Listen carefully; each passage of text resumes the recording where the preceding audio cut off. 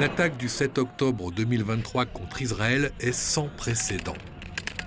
Derrière elle, le Hamas palestinien et ses commandos de la mort.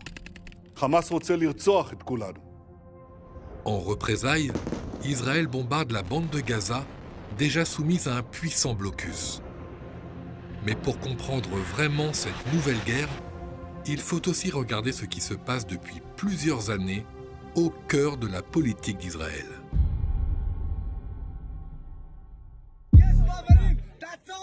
Cet homme, pistolet au poing, s'appelle Itamar Ben-Gvir. 2 mois après ces images, il est devenu ministre de la Sécurité nationale en Israël.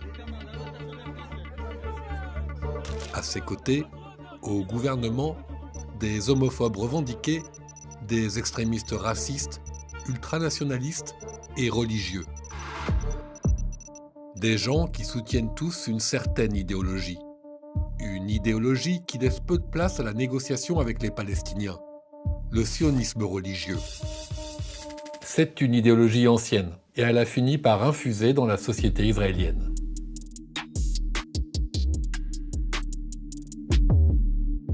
Printemps 1967. Des mouvements de troupes dans plusieurs pays arabes inquiètent Israël.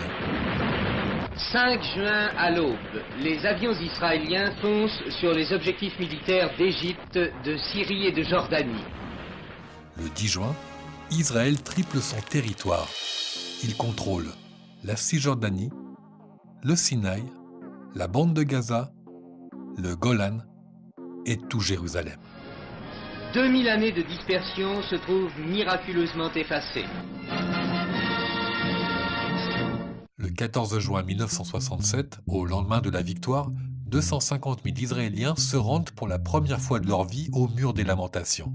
Et donc on a en Israël un vrai sentiment qu'on redécouvre des lieux religieux, et donc il y a une redécouverte de la religion qui va avoir une importance majeure et qui va favoriser en Israël un vote à droite. On a même des gens qui sont à la base des dirigeants ou des militants de la gauche sioniste et qui au lendemain de cette victoire 67 ont vraiment le sentiment que Israël doit davantage s'imprégner, disons, d'un univers religieux.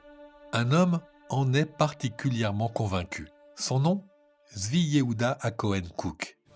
Si la terre d'Israël nous appartient, c'est parce que nous perpétuons l'héritage de la Torah et des prophètes. La terre d'Israël nous appartient en tant que peuple.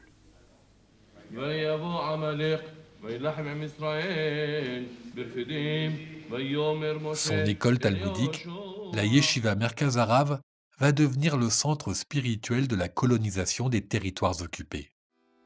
À ses élèves, il transmet son idéologie nationaliste et religieuse. Conviction numéro 1, toute avancée pour améliorer le sort des Juifs est vue comme un signe divin. La déclaration Balfour, en 1917, qui appelait à la création d'un foyer national juif, c'était un signe divin. La création d'Israël le 14 mai 1948, un signe divin aussi. Tous ces signes de Dieu annoncent le temps de la rédemption des Juifs et l'arrivée du Messie, qui apportera paix et bonté sur terre. Pour accélérer l'arrivée du Messie, la terre d'Israël, Eretz Israël en hébreu, doit être reconstruite. La totalité des territoires entre la Méditerranée et le Jourdain, avec pour loi celle de la Torah. Dans la Bible, c'est un territoire qui englobe les anciens royaumes d'Israël et de Juda.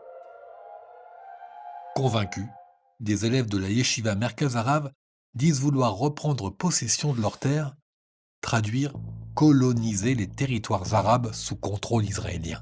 Arabes et Israéliens vivent ici en très bonne harmonie, mais avec des rapports de sujets à maître. Le gouvernement israélien de l'époque laisse faire, voire encourage, y compris. Pour certains, notamment au sein de la gauche sioniste, il y a un espèce de sentiment de revoir dans ces gens-là les pionniers du sionisme, c'est-à-dire ceux qui sont arrivés au début du XXe siècle en Palestine pour fonder l'État en colonisant la terre. Mais la gauche au pouvoir tergiverse. Faut-il rendre les territoires occupés ou continuer à les coloniser ? Ces hésitations inquiètent les colons ultranationalistes religieux. Pour faire front, ils fondent le Bloc de la foi, le Gush Emunim en hébreu. On restera ici de toute façon, et les Arabes de la région, ils savent ça. Ce mouvement, le Bloc de la foi, devient le fer de lance de la colonisation. Son projet ? L'annexion de la Cisjordanie par Israël. En 1977, il gagne un soutien décisif, celui du Likoud, le parti de la droite nationaliste israélienne, l'une des principales forces politiques du pays. Son chef, Menahem Begin, à peine élu Premier ministre, rend visite à des colons ultranationalistes juifs. M. Begin, en qui les capitales arabes dénoncent le partisan du Grand Israël, a promis d'intensifier la colonisation juive et de lever l'interdiction faite aux colons sauvages de s'installer dans ce qu'il a appelé la patrie ancestrale. Sauf que ce rêve d'une patrie ancestrale du Grand Israël va bientôt s'effondrer. Et voici le moment le plus émouvant de la cérémonie qui a duré 10 minutes, un moment retransmis par les télévisions égyptiennes, israéliennes et américaines. Coup de tonnerre. En 1979, Israël signe un traité de paix avec l'Égypte. Il prévoit le retrait d'Israël du Sinaï, colonie comprise. La colère et la déception des colons religieux est immense. Nous sommes venus exprimer que Dieu nous a donné cette terre et que nous n'avons pas le droit de la donner à un autre peuple. Au début des années 80, une poignée de colons juifs sombre dans le terrorisme. Les services de sécurité ont réussi à empêcher un véritable massacre vendredi en désamorçant 16 bombes placées ici dans 5 autobus arabes de Jérusalem-Est. Mais la police ne déjoue pas tout. Le 25 février 1994, à Hébron, Baruch Goldstein assassine 29 Palestiniens et en blesse 125 autres dans la mosquée du caveau des patriarches. C'est un acte de foi, c'est une sanctification, c'est un acte de vengeance au bon moment, au bon endroit. Et je serais très satisfait s'il y avait d'autres actions de ce genre. Une autre date entre bientôt dans l'histoire d'Israël, le 4 novembre 1995. À la tribune, le Premier ministre israélien, Yitzhak Rabin, explique la nécessité de négocier la paix avec les Palestiniens, les accords d'Oslo.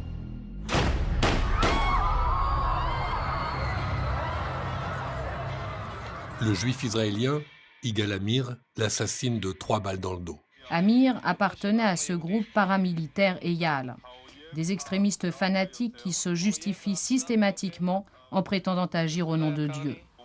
Certains rabbins ont d'ailleurs cautionné dans des textes l'assassinat du Premier ministre israélien. Accord de White River, évacuation de la bande de Gaza, conférence d'Annapolis. Les sionistes religieux s'opposent à toute rétrocession des territoires occupés. Leur message est clair. 1.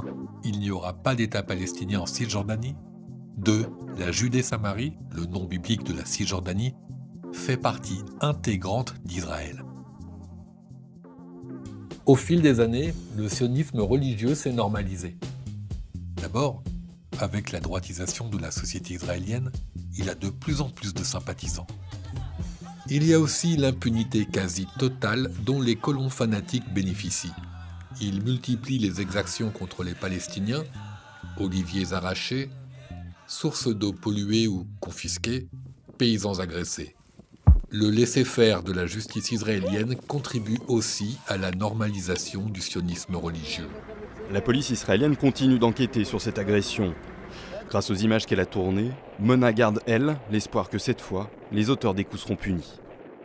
Ensuite, le regard des Israéliens sur les colonies a changé. 64% de la société israélienne perçoit les colonies de manière positive.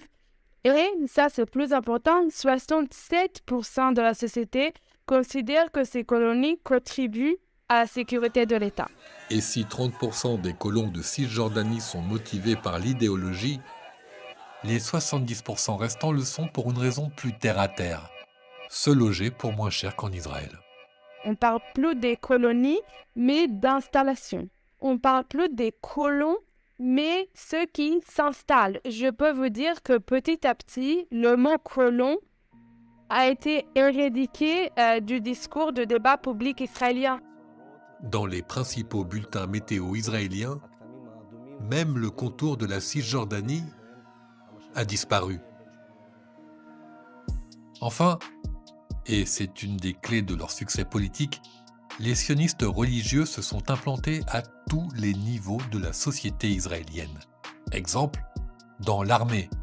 Ils sont très présents dans les unités combattantes, au contact direct des Palestiniens. Les militants sionistes religieux ne se sont pas appuyés sur les élections, mais sur la pénétration des appareils de l'État.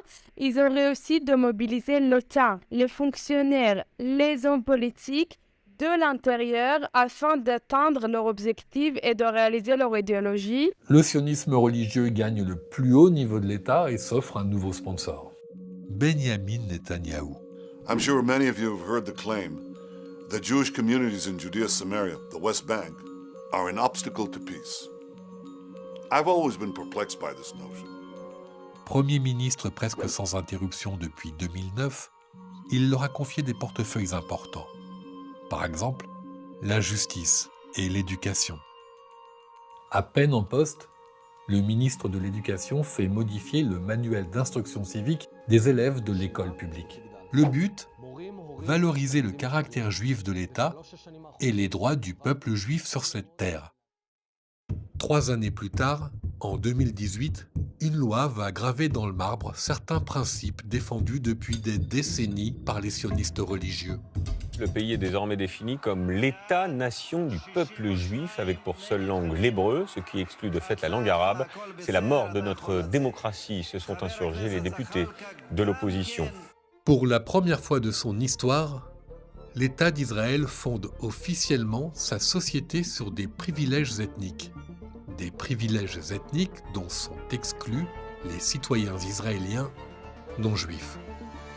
L'évolution qu'on a avec les sionistes religieux, c'est de dire clairement qu'il n'y a pas d'idée de donner quelques droits potentiellement aux non-juifs, il y a l'idée que tout nous appartient. Ça, c'est une révolution.